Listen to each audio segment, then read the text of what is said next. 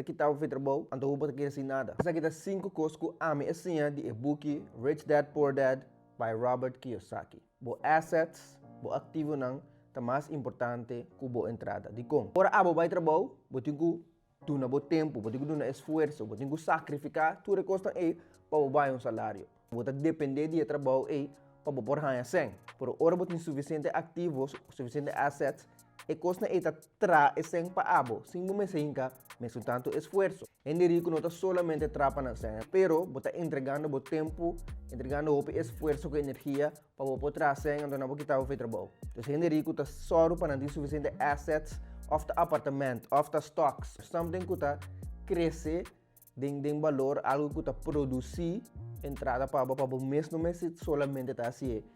Gasta pouco tempo, gasta boa energia para boa base aí. Queda educar o mês. Educar o mês é muito importante.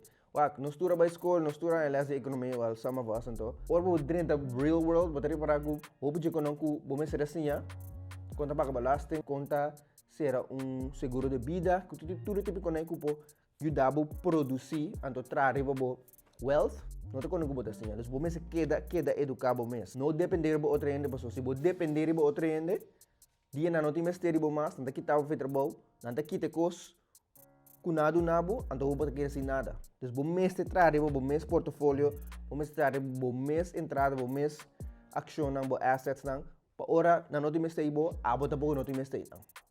Essa aqui é tique tricky. Você usa DB e belasting estrategicamente. Por exemplo, a tua débito é bom débito. Se você cria débito para gastar sem, para base algo que não está trazendo nada back, portanto, não deve saber passe. Pero se você cria débito como inversão, portanto, tem educação, ou tem comprar casa, ou apartamento, ou algo assim, que está produzir entrada para você, portanto, se é um bom débito. Não te leva a mim, sabe que está bom ou malo, pero meu trabalho está para nós criar um mindset de, ok, não há assim algo como passe, não toma decisão cabeça abrir. Mas é estratégico de decisão que você toma.